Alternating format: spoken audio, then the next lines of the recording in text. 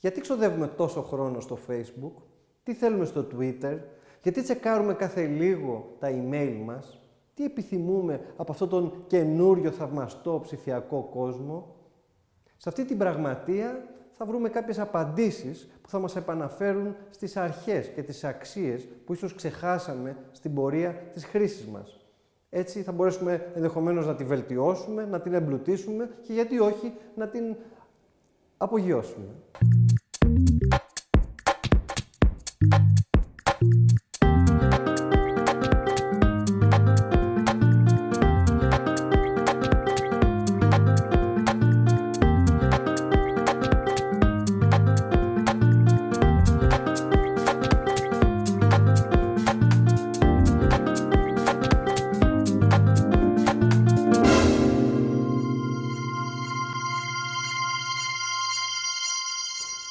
Γεια σας.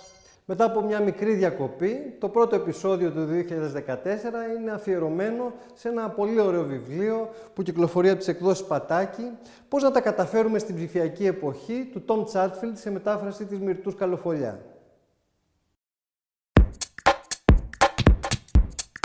Ο τίτλος αυτού του βιβλίου είναι ελαφρώς παραπλανητικός.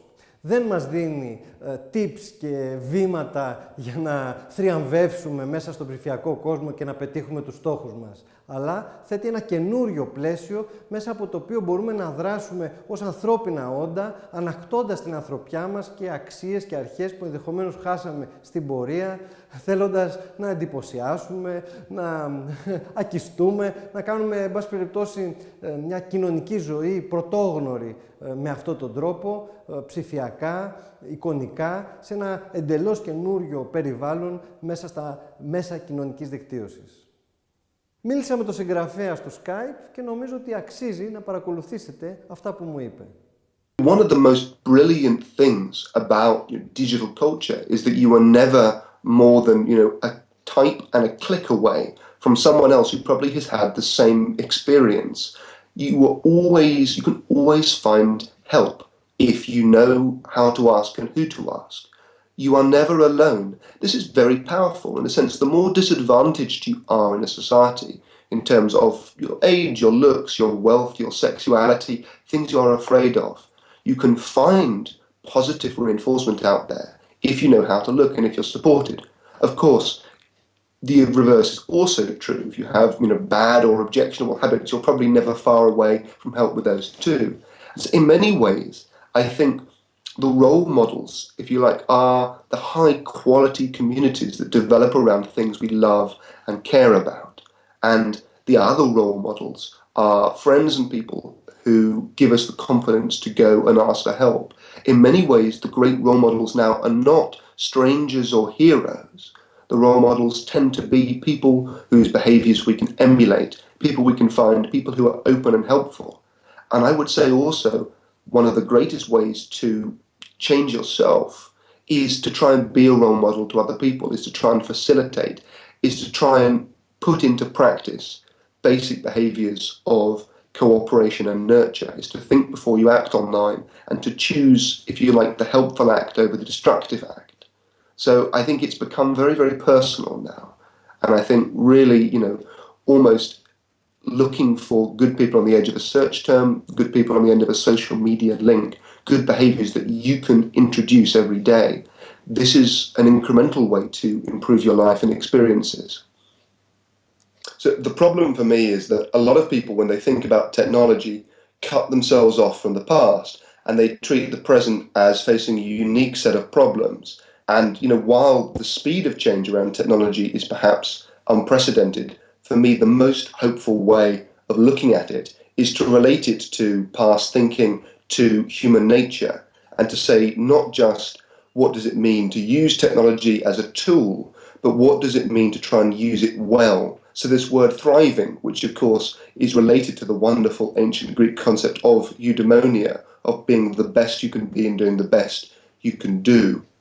So I like to ask the question, what does it mean to use it well? And of course that means, well, what should it be for?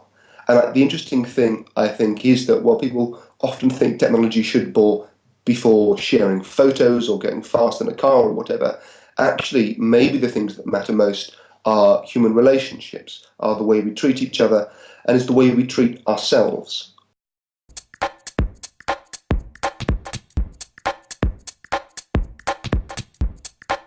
I think one of the very greatest opportunities is to do with the fact that everybody now has access to things that for almost all of human history only a very few people have had access to.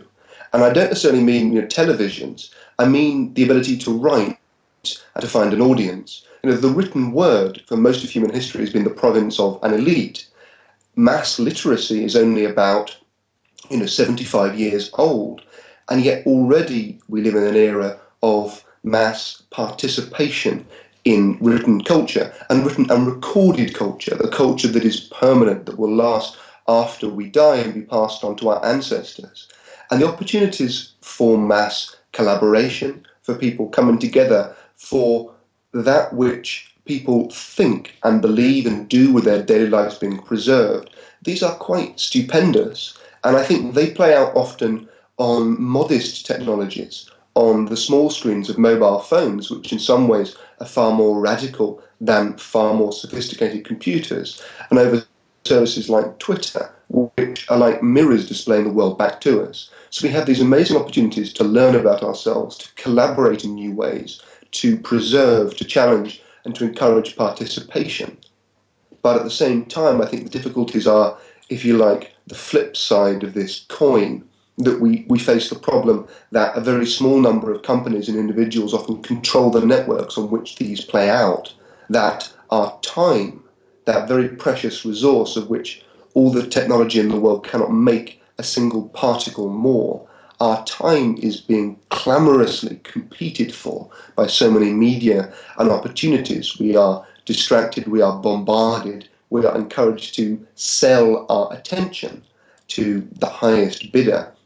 So it can be overwhelming. It can be very hard to preserve a sense of control, that we own our own decisions. And it can also be very easy for small numbers of people to manipulate or spy on or profit from what a large number of people do. And so I think, it doesn't at all follow that democratization through technology automatically means freedom. In some ways it means that we have to ask, what does freedom mean now? What do rights mean in these digital spaces? And if we don't ask these questions, we may find we've lost battles we didn't even know we were fighting. Αυτό ήταν ένα ακόμα GarageBOOKS. Μην ξεχάσετε να αφήσετε σχόλιο για να μπείτε στην κλήρωση των 3 αντιτύπων που προσφέρουν ευγενικά οι εκδόσεις Πατάκη και μέχρι το επόμενο, τα λέμε.